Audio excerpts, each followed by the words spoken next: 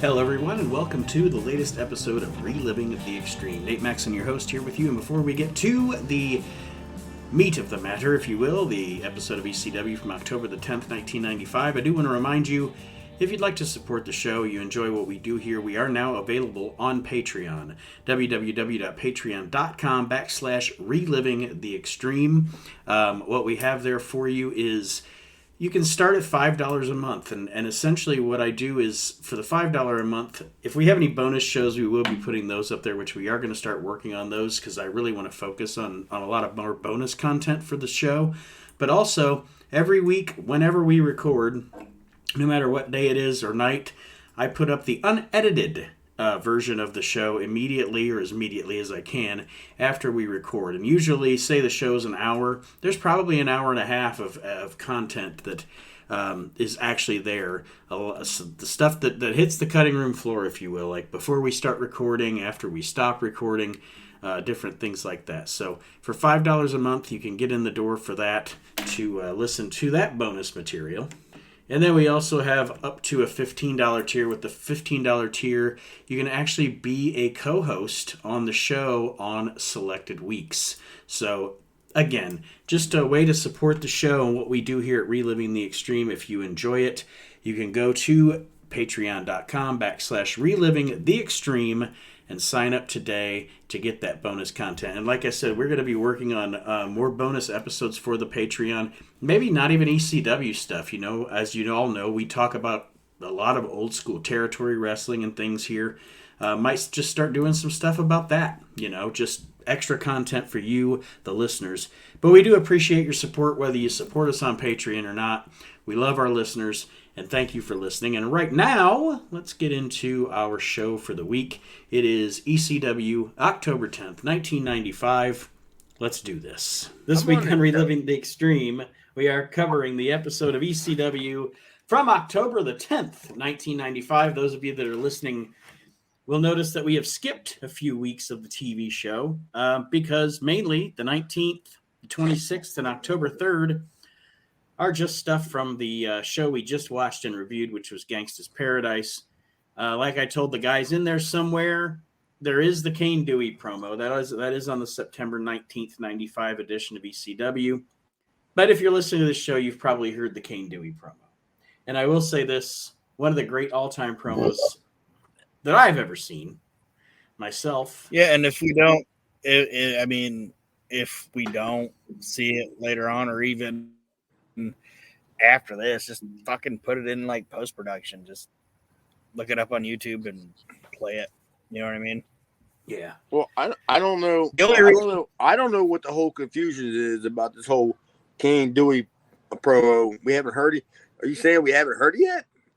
No, not on the shows. The September 19th, 95 episode that we didn't watch because, again, all it had was the dog collar match on it, other than the Kane Dewey promo. But that was the first time that I had seen it. I'd seen it as we were watching the shows. Other than being a, I remember. Go ahead, Chad. I remember being down in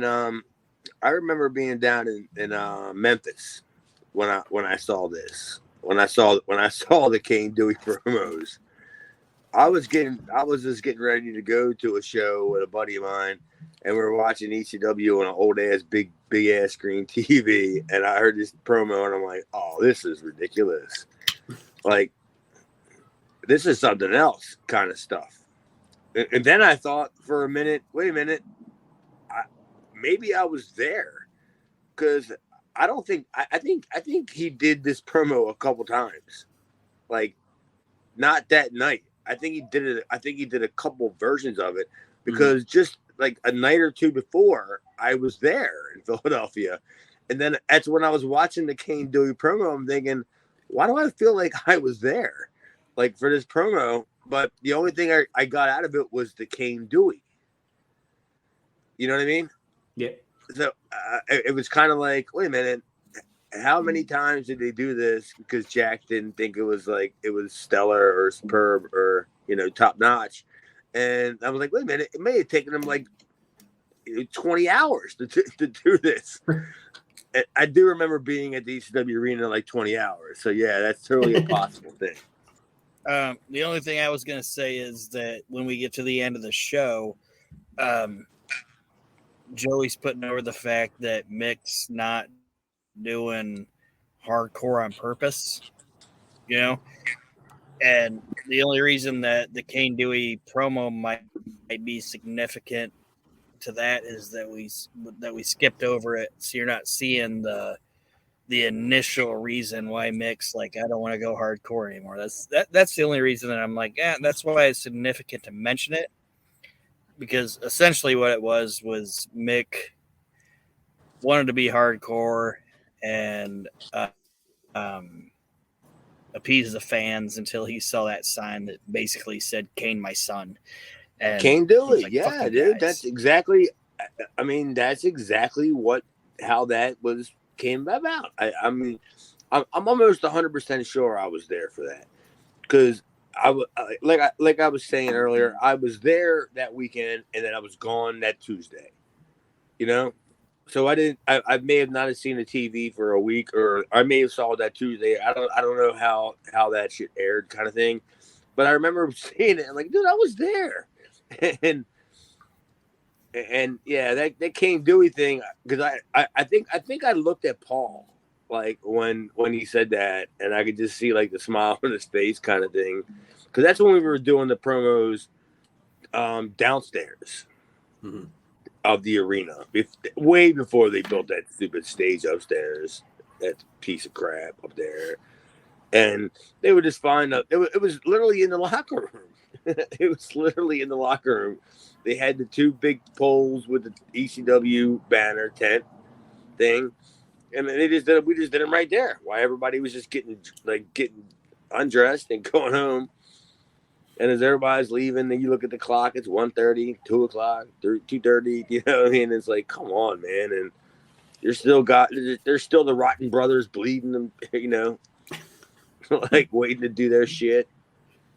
Dude, that shit was the worst part about it. That was the worst part about it. Fuck all the beating and all that shit. As soon as I walk back to that curtain and I get dressed, I'll wait till the end of the show. If it ends in a decent hour, then you can pay me, then I'll leave. Or you can pay me now, then I'll leave. But you didn't book me for 14 hours. Jesus. You know what I mean? And this might be a dumb question, but who do you think zoned in and noticed the Kane Dewey sign? Like I know Mick cut the promo, but do you think, like, as a worker, Paul, would you notice that sign in the crowd as you're working, or was it Paul seeing it on camera and be like, "Oh, fucking Kane Dewey"? Yeah, dude. You know what I mean? Yeah. If it wasn't Paul, like, 'cause, you know, Paul was directing. So it may not have been him. It could have been D'Angelo, Louis. It could have been him. Yeah, but if I had to guess, at that point in time, we were still a minuscule budget, so to speak. So I doubt we had that sort of stuff. You know, it would have taken like an uber smart super mark to fucking run up there and tell Paul, "Hey, there's a sign of this Kane Dewey." You know what I mean? And then Paul probably could have seen him post production. You know? Yeah, I was gonna say I can see Paulie going, Jack, I have the perfect inspiration for your heel turn, sir. Because you want the heel turn to have motivation. That's fucking motivation right there. And yeah, dude, like I said, I just remember being in Arkansas, hearing that promo, and it was like, and he made it sound so sympathetic too, Kane Dewey. And it was the cadence in his voice and the way that he said it that made it even more effective, right? mm-hmm. It was like just the Kane Dewey. I'm thinking like, yeah, it's just a kid. I mean, he didn't come Kane, my kid. I think I'd be the only wrestler that wouldn't get upset if you threatened to come over and beat up my kid on a pole match. And like none of us would try to climb it. Claim Dewey. Yeah. Yeah. But yes, the episode that we're watching here, October 10th, 95. I was trying to see if there was anything else. There's not really anything else of significance. I guess on the October 3rd show, they show footage of Sandman and Mikey in Middletown, New York, having a match in what looks like a sports bar, and Steve Austin comes out and gets between the two of them. But other than that, not a lot not a lot of meat on the bone for those 3 weeks because, like I said, we already saw all the matches on the Gangsta's Paradise show. So now we'll move on to October 10th, 1995, ECW Hardcore TV, and we start out with a Steve Austin promo, and this is essentially Steve airing his grievances about WCW. Dude, doesn't he have some of the bluest eyes you've ever seen in your life? Yeah, and he's doing that thing where he like gazes off into the, just to bring more attention to it. Like he gazes off to the left and he gazes off to the right with like a kind of crazy look in his eyes. But yeah, he has the bluest fucking eyes. Yes, really blue eyes, man. And at that time, he had hair. So he had the blonde hair, he had the blue eyes. I'm thinking, oh my God. I mean, I have blue eyes, and I get a lot of people saying that I have nice eyes and all. I'm like, dude, you got to put a fucking TV camera with lights on them like Steve Austin's eyes. I get the same thing. I have blue eyes too, and people are like, oh, like you have the nicest eyes. Like it's like the one feature I have that doesn't fucking work because I got to put fucking glasses over them. It's like I wish I looked like fucking Steve Austin had like fucking nice hair and a build. But nobody knows that he had LASIK. like they weren't really blue. He got this whole entire cosmetic thing done where he got the LASIK surgery where he ain't got worry. Can you imagine Steve Austin wearing glasses? And being Steve Austin, like Steve Austin Dudley. But not even like the Dudley glasses, just regular glasses. Like how badass he would not come across. Dudley. Yeah, dude, that would be awesome if he just had to wear like bifocals. Wow, that gimmick would have went a long way, wouldn't it? Or it would have went away a long way. It went away, yeah. Went away a long way. He's got like Arn Anderson glasses on. Who? He's got like Arn Anderson glasses on. Oh, the way he wears them. Yeah. Like he's an old man reading a fucking old novel. Like he's in it. It was the best of times. It was the best of times. It was the worst of times. That was my white whale. I can. There's there's a few Arn Anderson promos, especially when he was on Nitro, where he wore glasses and he took them off to like cut his promo, and he'd cut it like a great promo, and then he'd walk away, but then realize he forgot his glasses and have to come back. Like Tony would be like, "Oh, great promo from Arn Anderson" or whatever. And like Arn's like in the back of the shot, like, oh shit, I forgot my glasses. I gotta go get them back. So he come out there wearing the glasses, and he starts off somber in the promo. Then he gets all heated up. And take them off. Takes his glasses off. Take them off. And he throw them down. And he forgets them. Cut the promo, and then realize, oh shit, I forgot my glasses. And he just go back and get them. And you'd see him in the back, and he just walk away. Seems like somebody you would see on one of them A&E like shows like Customer Wars or something. Where, imagine an irate Arn Anderson comes back because he forgets his glasses, and then he realizes he forget his pork shanks, and then and then they're asking for a receipt. He's Arn Anderson.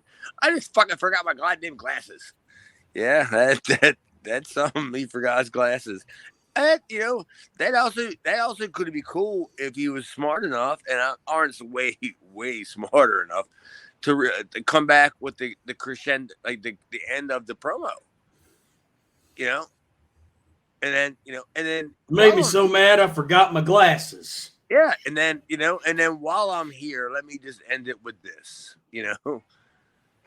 that could have been something really special, I guess. Yeah, but good notice though. Well, as Austin's cutting his promo, again, like I said, he's talking about his grievances with WCW getting fired over the phone by Eric Bischoff or by Eric Bischoff's assistant.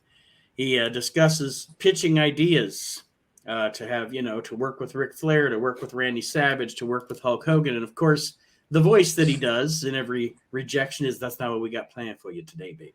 That's not what we got. We're going to keep you where you at, baby." So obviously he's alluding to Dusty Rhodes. I love that.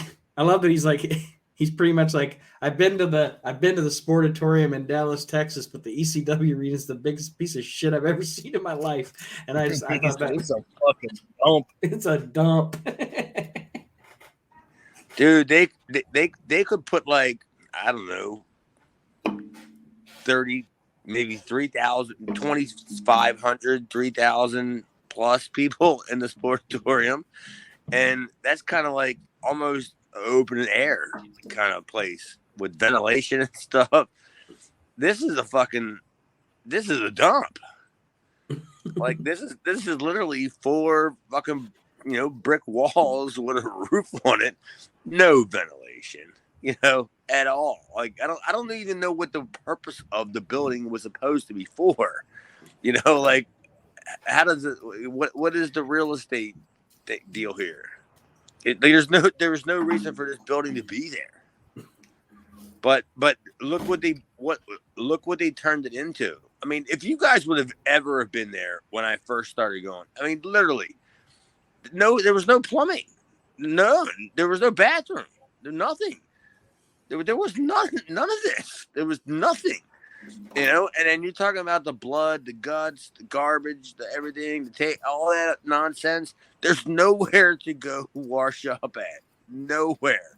There's the bathroom. There was just a toilet that some plumber kind of, jiffy shot and it put it in. You could tell it was third party because there was a piece of wood. You had to step up on it to get into it. Like, to get into the one little, there was no shower. There was nothing there, maybe you can I'd walk down to the corner pizzeria and grab me just a buy a water just to wash my head off from, from getting beat up. But that's the way that fucking place was, man. It's amazing that it wasn't so long. If ECW wouldn't have taken up residence there, that place probably wouldn't exist today, is what you're saying. There's no chance. There's no way it would have. Because I mean, I can tell you this firsthand because the bingo was only for like 4 hours a night, and it was only I think 4 nights. I think it was 3 or 4 nights a week, and and then there's no way they were paying the same kind of rent that we were paying. There's no way because we were breaking stuff. You know what I mean? Like all the tables that we were breaking were the bingo people's tables. They weren't our tables. They weren't tables that Paul went out and bought. These are all the tables that these people had to come in after we left at like 3:00 in the morning. And Beatrice wasn't going head first through the fucking wall.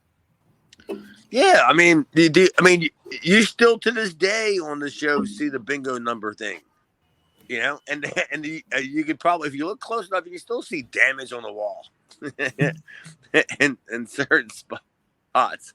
Like this was a dump. It really should never. It should have never last. I mean, the only thing I can think of, the reason why it's still there, because there was a warehouse attached to it, and like I said, there was a pizzeria in the corner, and there was something in the middle that may have been attached to the warehouse. So from the ECW arena, about 2 rows up, there was kind of businesses, But I'm guessing they were warehouse businesses or some sort of shipping businesses, kind of stuff like that. Yeah, but it was a whole entire block, definitely.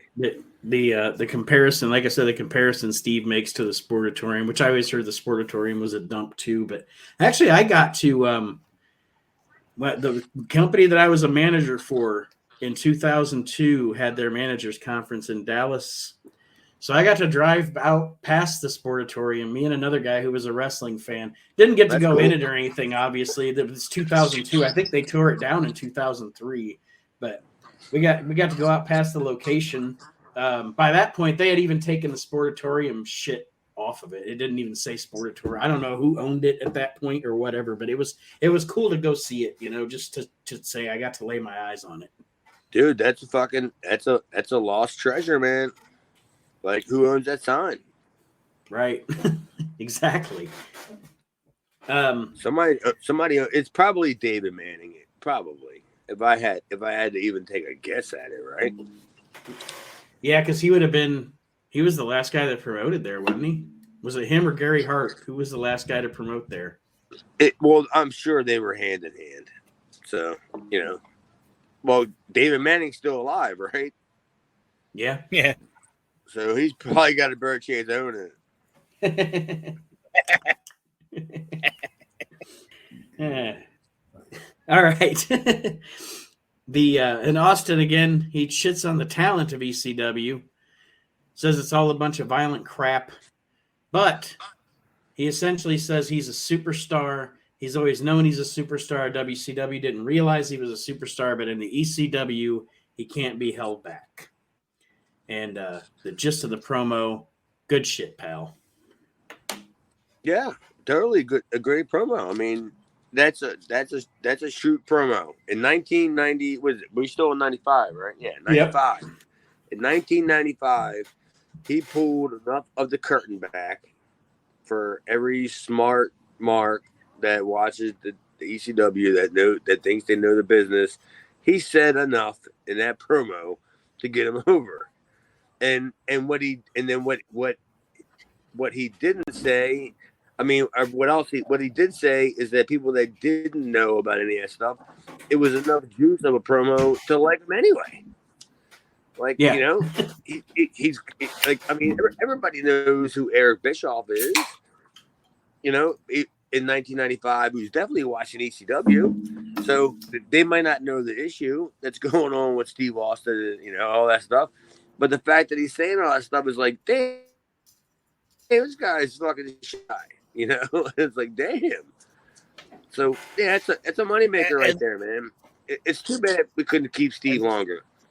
And the way he did it with the verbiage was like years later. If you guys remember, like we go into WCW 2000, where it's like, oh, Goldberg's going against the script, and they completely break kayfabe. Steve articulated it well enough to make it sound like he wasn't trying to say, "Oh, Dusty doesn't want me to go against the script." He's like, "I want to feud with Hogan, and I got this." You know what I mean? Like, it's like he didn't make it seem.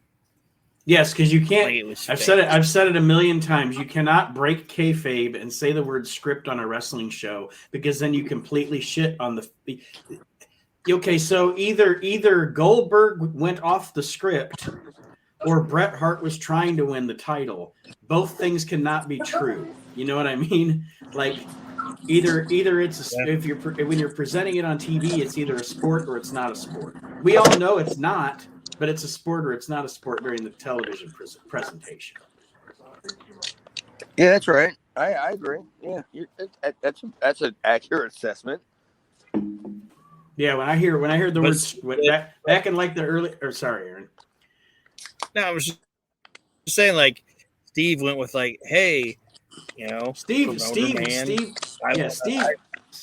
was essentially alluding to, I wanted to compete with these guys, but they wanted me to stay down here and yeah, and he did good. He did a really good job with it. Obviously, it's fucking Steve Austin. Obviously, he did. Well, up next on the show, Hype Central with Lance Wright. Lance Wright looking nice and greasy. And he introduces a promo with Sandman and Woman, who are talking about an upcoming ladder match with Mikey Whipwreck. And Sandman also essentially alludes to Steve Austin better stay out of my business. So we're heading into a triangle feud here with Sandman, Mikey, and Steve Austin, of course. Okay. Really don't have a whole lot of fucking notes. I just thought that I guess that it was what it was, right? Yeah, and it wasn't much of a promo. It was probably, Aaron, 20 seconds. But yeah.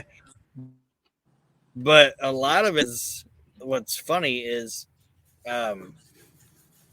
Steve going to the WWF, Mikey says that Steve stole his fish, and Sandman says that Steve stole his beer drinking gimmick. Yeah, well, I mean, it's an argument, right? He did steal his beer drinking gimmick. Let's be honest.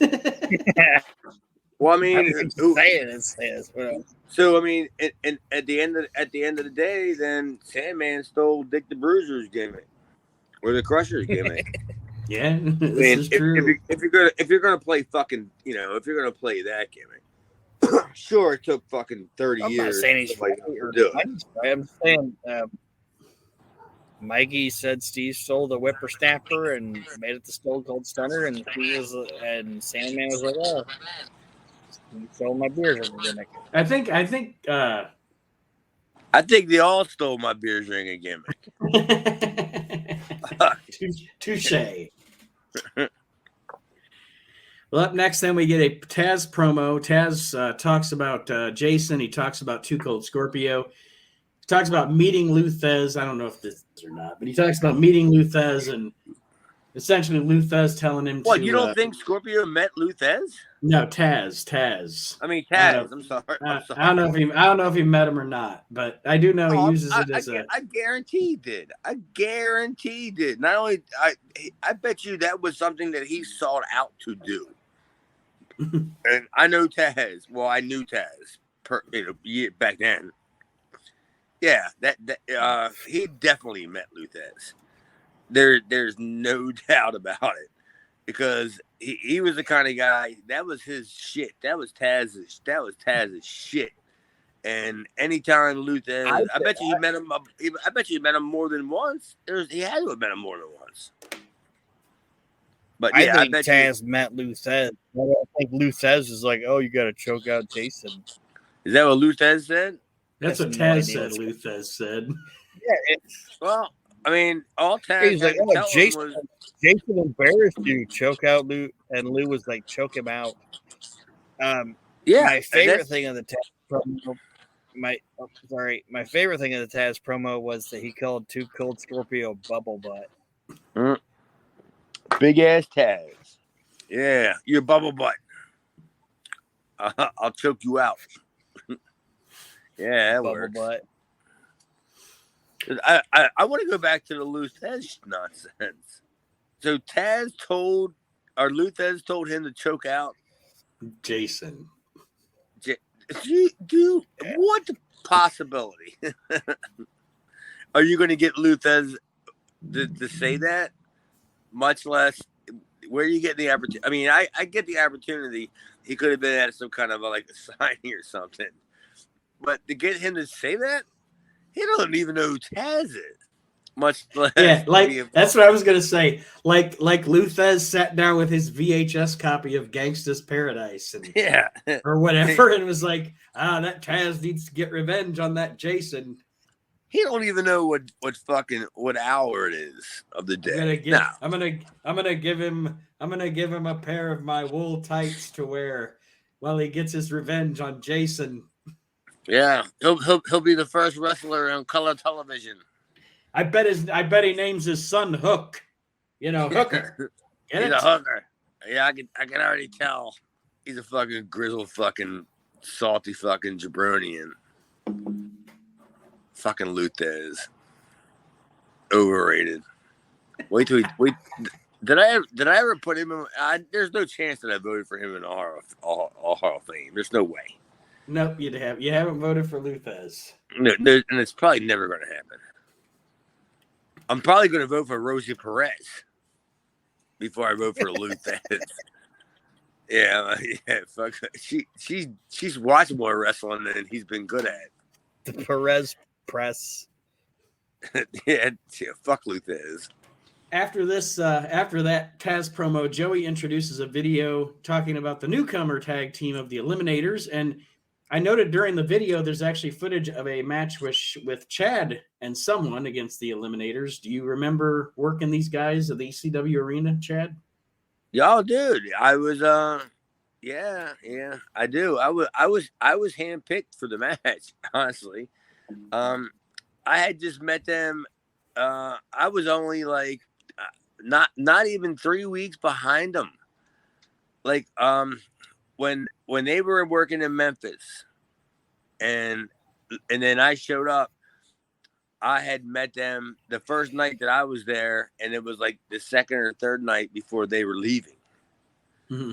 So I had met them, and I didn't know them personally because I didn't see him work, or nothing like that. And then I met him through Ian of all fucking people, and then when we came back around, and I met him again back at the arena. Paul was looking for fucking job guys for him, and I told him that I had worked them before, and it was like, yeah, I know I can take all this shit. How were they to work with? Were they? It was like, oh, they were fine, dude. were, I mean, Saturn for a guy that size that does that stupid fucking, because again, who was I with, Donnie? I think so. I think so. I don't know because really, the only footage was you taking bumps from them, so I didn't see your partner. Yeah, that's what I'm asking. I wrote that down too. It was like it seemed like they just double teamed me the whole entire match, whatever it was. But because I had worked them before, and it's not that I didn't trust Donnie to do whoever my partner was, whatever. I just knew that I've taken him before. And at that point, they were doing some stupid kind of tag team stuff where it was more double team stuff. And, they were like adding like stuff kind of thing where you had to be in the right spot, blah, blah, blah. And I've said it before on the show or on other shows. I'd rather be responsible for it than somebody else, if we're underneath, it's especially if we're underneath guys, nobody wants to, no underneath guy wants to fuck up a spot, and fuck up a guy, a top guy, you got to think. So put the responsibility on me. I don't fuck shit up. Yes, we have, like I said, we have the emergency. I was just saying, so Perry and John were easy to work with? Oh, they were tremendous to work with. I mean, nothing they did. Perry was a stiffer than John, but John wasn't nowhere near stiff. So you just imagine a clothesline from Perry was a clothesline from Perry, but that's not going to kill you. You know what I mean? Yeah, it may have been a little stiff, but I mean, stiff as in who's the turn? How, you know what I mean? Who you were? He gave it to me perfect. I took it perfect. I know Perry trained with Kowalski. Where did Cronus come from? Does either of you guys know? Oh, dude, I did. Oh my God! Now you're giving me like one of them brain I was farts. just gonna say the first thing I know of him is the Memphis stuff. So I don't know who he trained or who trained him or I think where he came from Kowalski too. Okay. I think. I mean, it might come to me later on, and I'll address it on the Weekend Wrestle Facebook page if I figure out the answer. But I thought that Saturn brought him in, like, to the school. Okay, well, that would make sense. That would make sense. He may have saw him wrestle somewhere, on some outlaw gimmick, and say, hey, come up here, whatever. Yeah, but they hooked up, man, dude. They didn't last in Memphis. And believe me, I know why they didn't last in Memphis. They saw the fucking paydays there, man. I was about to say because they wanted to get paid. I'm 100% guaranteed. I bet you anything I own that when I got there and I met them and I hung out with them and they were leaving and we never talked about it, like, on the surface, but we knew it was about money because I was coming in and they were just trying to tell me how bad the territory was. And I was like, I don't give a shit. And I know I've probably told the story. You guys have probably heard it, and I've probably told it on the show before, but I'm going to say it anyway just because I think it's funny as shit. I love to tell it anytime I can. Dutch Mantel, when they're in the thing, I think Jerry Jarrett or Jerry Lawler, one of the two, is dressing the wrestlers down, saying, "None of you guys better be on steroids. None of you guys better be on steroids." And Dutch Mantel said, "The way you're paying us, we aren't even on food." Yeah, that sounds like a Dutch Mantel thing. Yeah. Oh, it's totally Dutch Mantel. My thing with the Eliminators, I know we're going to talk about them a lot going forward. As we should, honestly. Yeah, I think John Cronus, like Perry Saturn's great, but I think John Cronus, like a big dude, he's a fucking great worker. Yeah, but unfortunately, he was the first one to go. Like, he was the first one to get hooked on. He got hooked up with Axel. You know, he was the first one.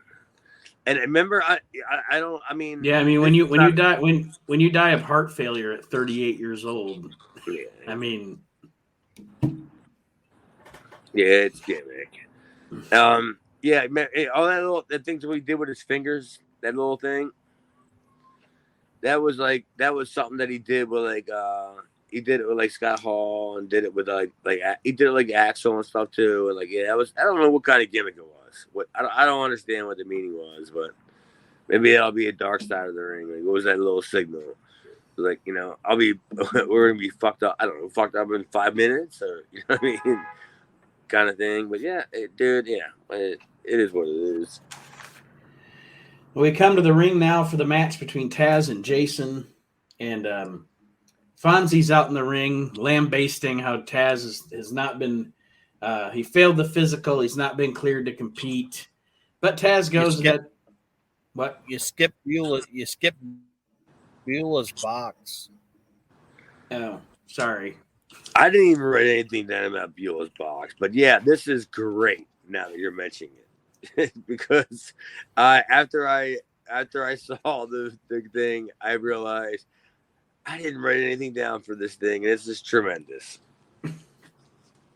Fonzie says Taz can't compete or didn't pass the physical to compete, but Taz goes ahead and chokes Jason out anyway, very quickly. Jason tries to backfight him or whatever, and Taz chokes him out very quickly, which as he should. So in other words, both guys played their role properly in how this fight should have went down. So then Taz cuts a promo on Too Cold. He's moving on, and Jason goes into Weasel mode and starts cutting a promo on Taz with Joey, and Joey says essentially, "Hey, we've got to get the show on the road here. We got a match coming up." And I thought it was silly or funny. Do you think that because El Puerto Ricano comes out, ladies and gentlemen? Yeah. And I call him El Puerto del Potty Potty. El Puerto del Taco? You know who else worked as, man? No, El Puerto del Porta Potty. No, he didn't work as Del Puerto del Porta Potty. That's not the name that he worked as. I mean, maybe in Ecuador, but he was UBAS. The question that I had was, what? I think Aaron, your internet's like 2 seconds behind ours. I'm sorry, I didn't mean to cut you off. What were you saying? Well, I just don't know. I was curious if El Puerto del Porta Potty was Julio De Niro. No. Yeah, he was a Mikey kid. Mikey brought him down from New York. Great kid, man. I love that kid. I don't know whatever. I have no idea whatever happened to him, but he didn't have a name. He didn't have a gimmick. He was just the guy that could work. That came in like a generic singlet, no gimmick, indie guy kind of thing. And all of a sudden, I just remember he's El Portocano, because I think me and him got 911 together. I'm he's El Portocano. Do you think my biggest question about this thing is, do you think that somebody before he went out told him, Yeah, lose that fucking mask because it's hideous. So during this segment, he just lost the mask. Like he didn't lose it like it meant anything to him. He literally just took it off, like it was his shirt. It's like you look like a raper. A raper? All of a sudden, a guy from the sexual things is gonna walk out. I thought you meant the jobber in the WWF, the Ken Raper. No, the guy that does the fucking kids. The guy that does the kids sex stuff. Where'd they catch him on the internet? Chris Hansen. Stan Hansen, yeah. Yeah. I thought Chris Hansen. Poor El Puerto Ricano. Well, essentially, El Puerto Ricano took off his mask and turned out it was fucking Jared from Subway. Who? El Puerto Ricano? Yeah. He was the before Subway picture? Didn't Jared from Subway rape kids? I don't think he raped El Puerto Ricano. I think El Puerto Ricano was old enough to say no. You can fight back. Yes. It's like I don't have open booty. Well, who knows, man? Maybe he likes that. I don't know El Puerto Ricano too well, buddy. We only Jason, I have pictures. Well, essentially, this whole thing with Jason, El Puerto Ricano essentially makes Jason go away, and because he's going to have a match with Cactus Jack anyway, and the gist of the match with Cactus Jack as they go through it, and actually, this dude actually had a pretty damn good match with Cactus Jack. But the fact that essentially Jack is pissing the crowd off because he's doing the chin lock. He won't do the elbow off the apron onto the concrete. He's pretty much just wrestling this kid. And I'll be totally honest. If it wasn't El Puerto Ricano, if it wasn't Donnie Allen, it would have been me. If I had not already got ready to start something, and I 100% positive that it would have been one of us three. And after El Puerto Ricano got the gig, I was like, all right, man, great job. You know, we knew his credentials, but he didn't fucking speak shit. He don't know, what? And El Puerto Ricano. That's what you're coming here for? But that's your gimmick in ECW, and you're going to expect to get over. You don't even have a mask. You have a whole bodysuit, but no. You had a mask, and then you took it off. Yeah. Well, I don't get it, El Puerto Ricano. Every time I would call him for breakfast the next morning, I had to go, hey, you ready, El Puerto Ricano? I didn't even know what his name was. Let me get Jared out of bed and we'll be there. Yeah, El Puerto Ricano. Fucking Jesus. Watch your hands, hot plate. Yeah. Should have made me breakfast. Well, even though Cactus refuses to do any hardcore wrestling in this match, El Puerto Ricano winds up on the outside. Raven gives him a double arm DDT on the outside, and Cactus wins the match.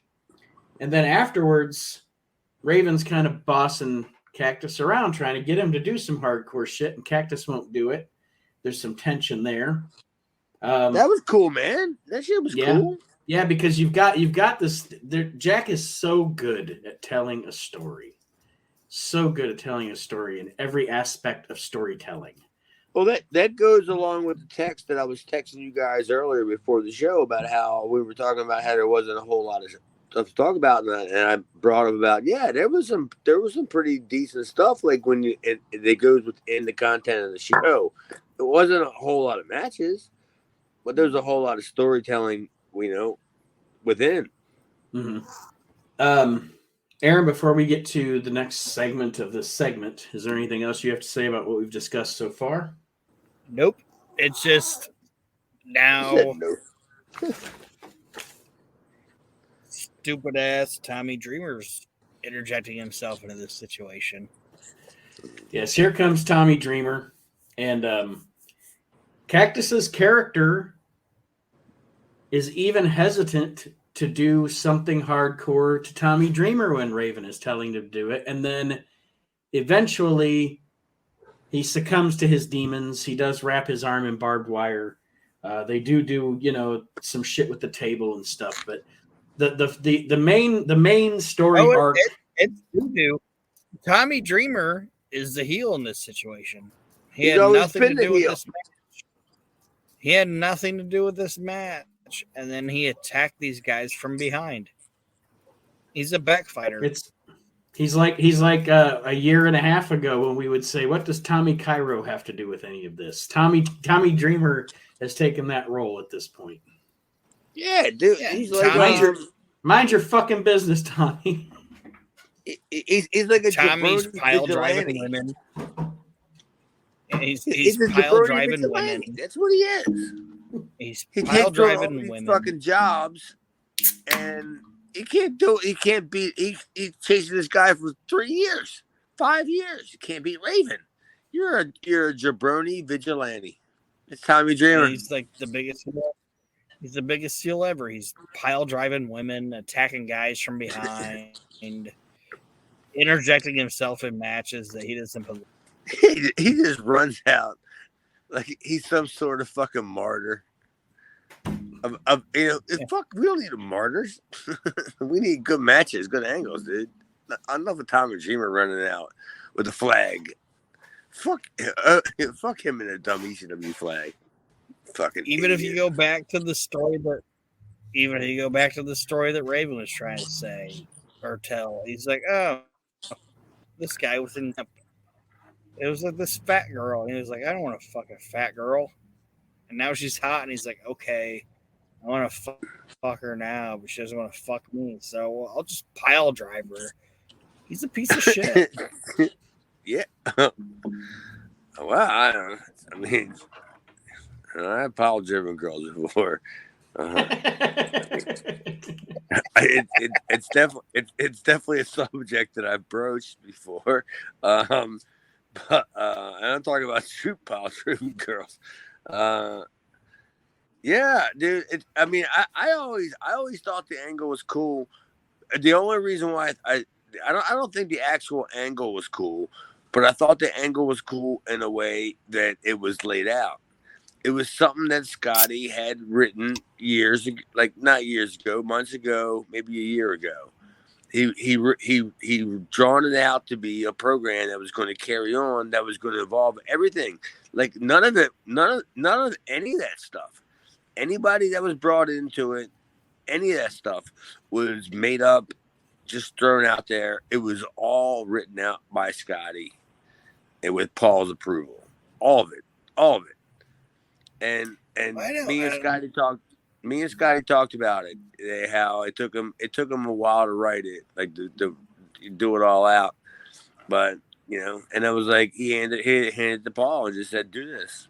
Paul said, "It worked, right?"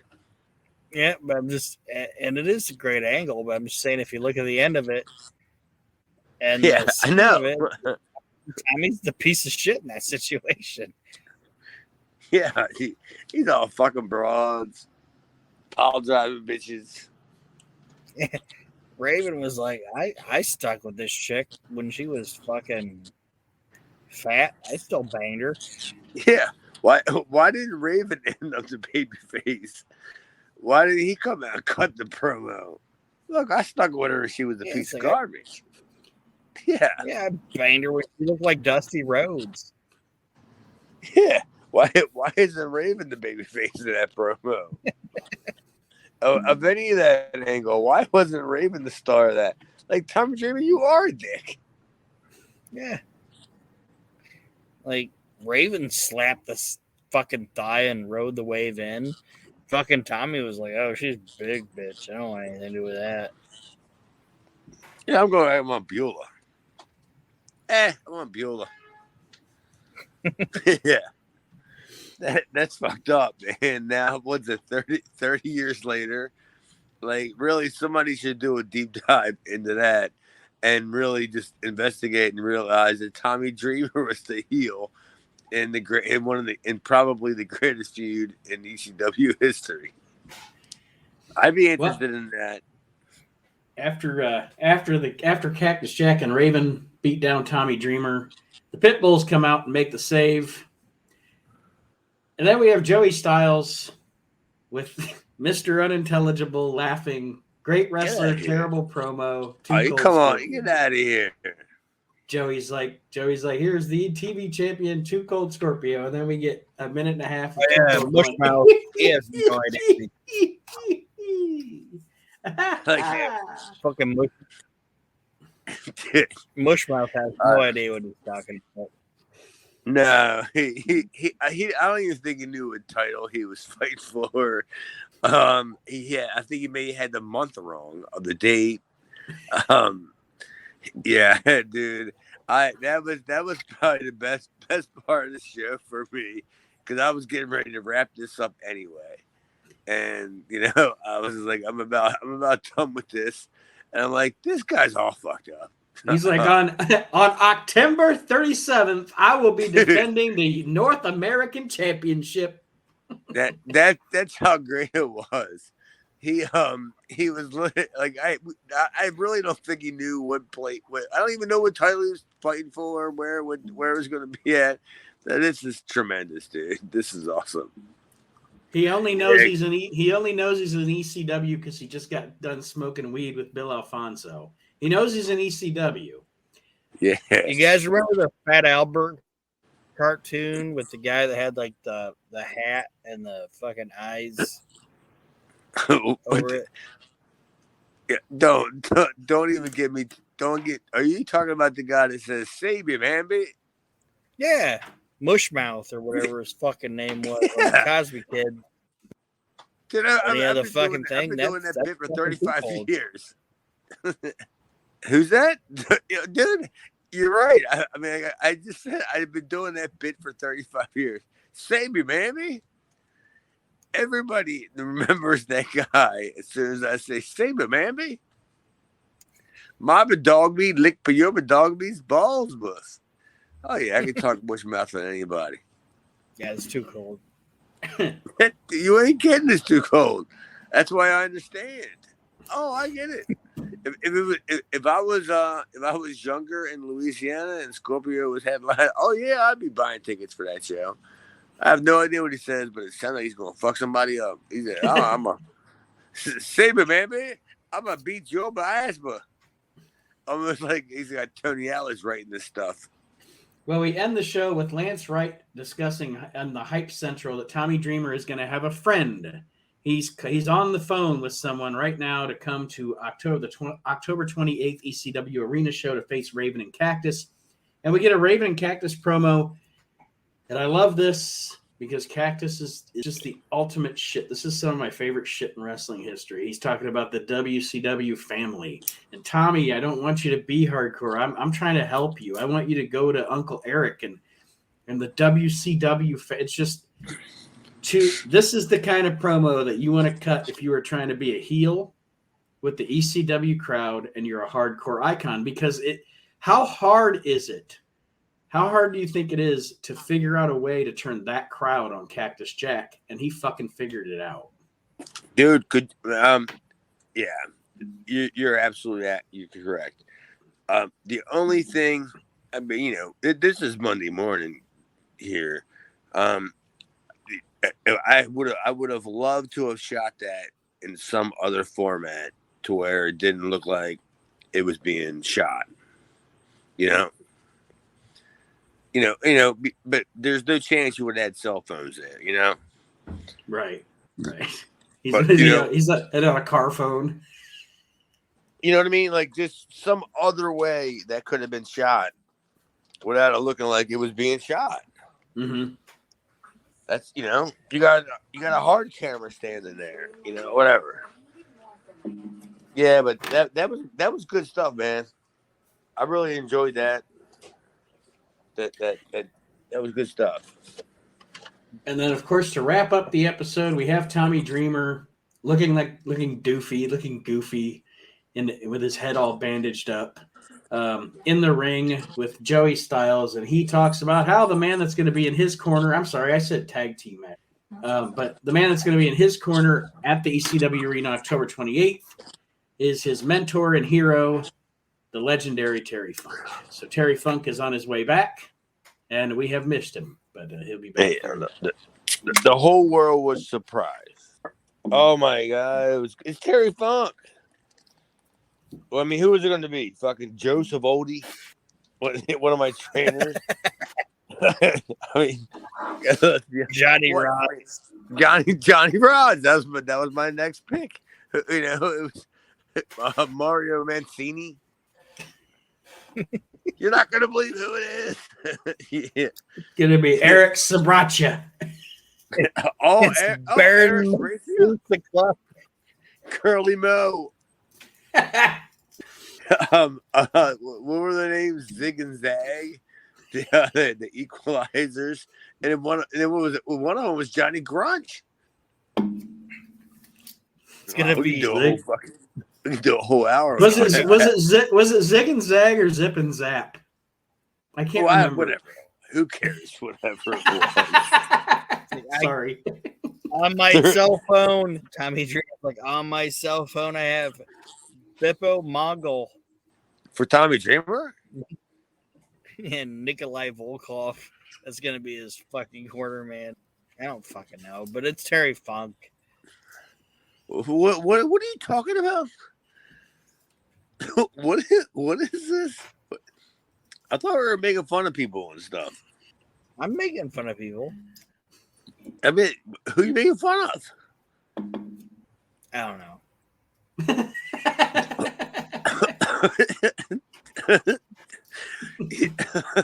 Okay.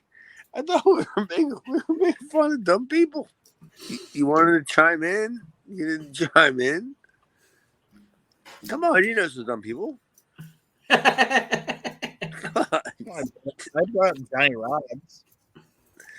Yeah, Johnny Rods. You were talking about Johnny Rods, how great he was, and that's come on. What else you got? Baron Regalis Kuna? Oh yeah, he's an idiot too. he's an idiot. Jose Estrada. Oh, Jose Estrada. George Hackett. He was a big star in Puerto Rico. Like, they only brought him like after him and Johnny Rods trained. He went to Puerto Rico, and he made money. You know, I don't know, in 1980 standards, money in Puerto Rico. Oof, dude, you got change for this dollar. Hey, he made it out alive. Let's give him credit. Yeah, for that. Yeah, you're exactly right. So I'm pretty sure that after his brief stint down there, he went back home, and then he just did that. I did a few shows. If it wasn't him, it was his kid, or I don't know. Oh, whatever. All these Stratas, fucking. Yeah, sure. Well, to put a button on this episode of Reliving the Extreme, how do you guys rate this episode? Didn't Edge break Estrada's kid's neck? Well, who's his kid? In '98. You know who his kid is? Junior. Do you think I'm supposed to know who Jose Estrada's kid is? I'm pretty sure Edge broke that kid's fucking neck in his first match on Raw. Like he did like a flip over the top and just. If he did, I don't remember it. Oh, dude. How much of a beating do you think that kid took after his neck got right? And he said, "Yeah, I spent fucking 30 years doing this shit." And then you go out there and you get all fucked up in your first fucking match. Was it? Yeah. The kid, one of the Bariquas. I would totally believe it. Yeah, I mean, I would have no problem not to believe it. And anybody's an Estrada. I mean, there's Jose Estrada and Erica Estrada. there's all I'm kinds pretty of Travis. sure. I know Nate wants to close up the show, but I'm pretty sure that's the kid that fucking Edge broke that guy's fucking neck. Yeah, okay. I'm gonna find the footage. Well, sucks to be him. Well, guys, what overall grade would you give this episode of ECW if you were grading it? You are wrapping this up. Yeah, I gotta pee. Yeah, B minus. too. B minus. Oh yeah, man, Aaron, that's a very good grade because I'm starting. If you go by our recent history and our past 6 shows, probably 4 shows even, you can see where the D's stopped and then it started becoming the C's, and then after a couple of shows it was the C's, and then I reached the B's, and now I'm in the B's with this show, and I'm totally going to give it I'm going to give it a B, just a B. I mean, there was stuff missing that I knew was missing, like more of my offense mostly, but that's not to be talking about now. But yeah, I gave it a B. The presentation was totally. I thought it was great. A great highlight package. You know, this is where we're going, kind of thing. That's what I thought. And I was in the same area as you guys. I actually said B also. So we're definitely seeing an uptick in quality and storytelling within ECW. We're starting to get to the ECW that is the iconic ECW. So as the weeks go on, I'm sure our grades will get better. They may go up and down a little bit here and there, but overall, no, I think at this point we're going to remain steady. Probably until about early '99. So we got a few years. Oh yeah, we got years before that. But that being said, Aaron, Chad, thank you for joining me this week, and I want to thank everybody for joining us. Just a side note, thank you. About 4 days ago, we had our highest ranking on Apple that we've had so far. The show was actually, I think it was middle last week. We actually hit 87. Number 87 in the wrestling category on Apple Podcasts. So thank you all for your support. And thank all you guys. This is coming from me because we love doing this. We love supplying this, and we're glad you're listening. That's unbelievable. Yes. And tell your friends. We need 84. Yes. We need 84. We don't want to get 86th. No, we don't want 85. We want to go 84. We want to go 2 up. We ain't going 1 up. We want to go more up. Yeah, tell your friends. Tell your enemies. Tell people you don't even know. Yeah, even tell the people you think will hate it. At least you'll be giving them something they're not going to like if you don't like them. Oh, yeah. Just go to Walmart and tell people that listen to this shit. They will. Tell the retard. Come listen. God, wait, I'm not Tell saying the Variety Club. Okay, I'm not saying that either. Edit out, Goodbye. retards. Yeah, I'm not saying that. Say Variety Club. No, not the Amigo Riders, not the Go Getters. I'm not saying any of this. Don't. No, I'm not saying any of this. And bring him in. Thanks, everybody. We'll see you next week.